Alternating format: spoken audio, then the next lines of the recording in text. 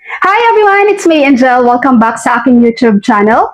Sa ating mga pag-ibig members dyan, kailangan ba talaga nating mag-loan ng paulit-ulit sa pag-ibig para lumaki ang retirement claim na makukuha natin? Yan po ang katanungan na bibigyan natin ng linaw sa video na ito. Ito po ay mula kay Sir Eric Bong Campaner. Sabi niya, ma'am, tanong lang po, pag palagi bang niloan ang pag-ibig, lalong malaki pag nag-retire na? The answer is no. Wala pong kinalaman guys ang loans, wala pong connections ang loans natin sa pag-ibig para lang lumaki ang retirement natin. Para po lumaki ang retirement natin guys, nakabase po yan sa ating monthly contributions with pag-ibig. Of course, the bigger contributions you have, mas malaki din ang makukuha mo during your retirement claim.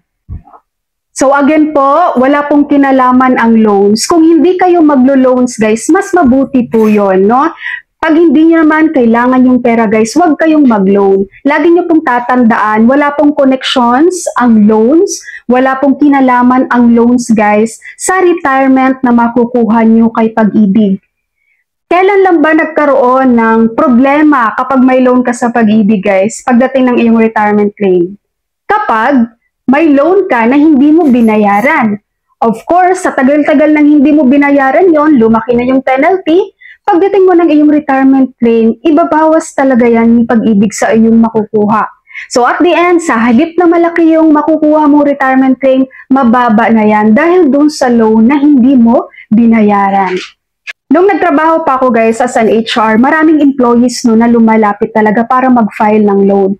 At ang reason nila that time guys, para daw lumaki ang loan sa susunod, para daw po pag-retire nila malaki yung makukuha nila. Hindi po. Wala pong kinalaman ang loans guys sa inyong retirement claim. Para lumaki po yung retirement claim mo, lakihan mo ang contributions mo. Diba, before, ang minimum contributions with pag-ibig is only 100 pesos guys, napakaliit. Ano? At least ngayon, 200 pesos na siya. Pero kung kaya mo namang lakihan ang contributions mo with pag-ibig, gawin mo yan.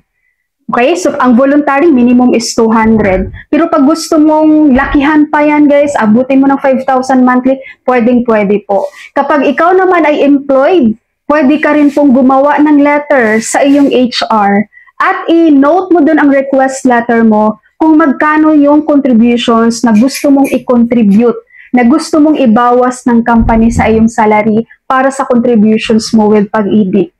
Okay po, pag-ibig members, malinaw po ba? If you have any questions guys, clarifications, just comment below, sasagutin po natin yan. And please be kind sa inyong mga comment ha. Okay? So yun lang po ang aking video for today. Marami pong salamat sa inyong panonood and God bless you all.